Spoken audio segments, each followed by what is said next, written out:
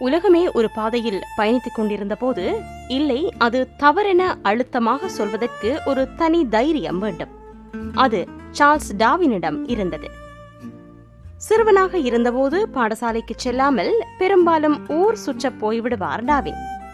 கட்டிலுக்கு அடியில் பல எலி குஞ்சுகளை வளர்த்துக் கொண்டிருந்தார். தட்டான்பூச்சி, மண்புழு, பட்டாம்பூச்சி, வண்டு, அணில், புறா என்று சேகரித்து ஆய்வு செய்கின்ற ஆர்வம் சிறு வயதிலிருந்தே அவருக்கு இருந்தது. அவரது அப்பா நொந்தே போனார்.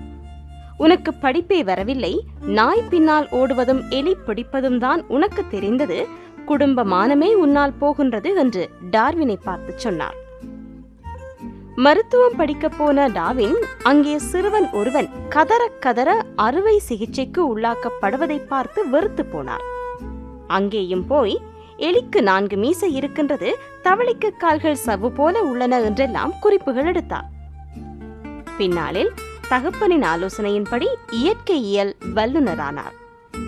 தென் அமெரிக்காவின் கனிம வளங்களை காணச் சென்ற HMS பீகிள் எனும் கப்பலில் 5 ஆண்டுகள் உலகை சுற்றி வந்தபோது பல்வேறு அற்புதங்களை கண்டார். பல விலங்குகளின் எலும்புகளை சேகரித்தார்.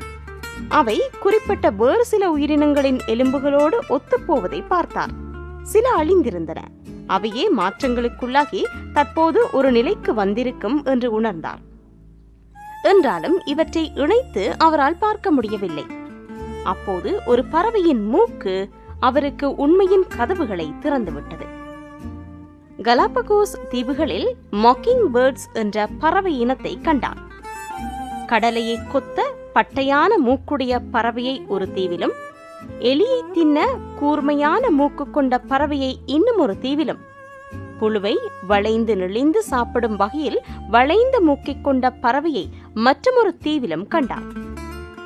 பயன் தரக்கூடியவை அடுத்த தலைமுறைக்கு வந்து சேரும், பயனற்ற மாறுபாடுகள் காலப்போக்கில் மறைந்துவிடும் என்றார் டார்வின். 17,000 விலங்குகள், பறவைகள், படிமங்கள், பூச்சிகள் ஆகியவற்றின் மாதிரிகளோடு மனிதன் குரங்கிலிருந்து தோன்றினான் என்கின்ற அதிமுக்கியத்துவமான முடிவை டார்வின் அறிவித்தார். ஆனால் இந்த முடிவை அறிவிப்பதற்கு அவர் 10 ஆண்டு காலம் அமைதியாக இருந்தார். வேல்ஸ் என்கின்ற அறிஞரும் அதே போல இயற்கை தேர்வை பற்றி எழுதியிருந்தார். அவரின் குறிப்புகள் தொலைந்து போயின. இருந்தாலும் டார்வின் அவரின் பெயரையும் இணைத்தே பரிணாம கொள்கையை வெளியிட்டார். மனிதனை கடவுள் படைத்தார் என்பதிலிருந்து மாறுபட்டு மனிதன் குரங்கிலிருந்து தோன்றினான் என்கின்ற பரிணாம கொள்கை வந்தபோது கடும் எதிர்ப்புகள் கிளம்பின. அந்த கொள்கையை கேட்டு உலகமே ஸ்தம்பித்தது. பலர் ஏற்றுக்கொண்ட போதும் மதவாதிகள் இவரை குரங்கு என்று சித்தரித்தார்கள். டார்வின் நரகத்துக்குத்தான் போவார் என்று சொன்னார்கள். அவரின் பிறந்த நாளை பேய் தினம் என்று அறிவித்தார்கள். கார்ல் மார்க்ஸ் தனது நூலை டார்வினுக்கு சமர்ப்பித்தார். கடவுளின் முதல் எதிரி என்று டார்வினின் நூலை தோற்றினார்கள். மதத்துக்கும் இதற்கும் எந்த தொடர்பும் இல்லை என்று சொன்ன டார்வின், கடவுளை பற்றி நான் எந்த விசாரணையிலும் ஈடுபடவில்லை என்றார். பின்னாளில் அரச மரியாதையோடு நியூட்டனுக்கு அருகில் அடக்கம் செய்யப்பட்டார் டார்வின்.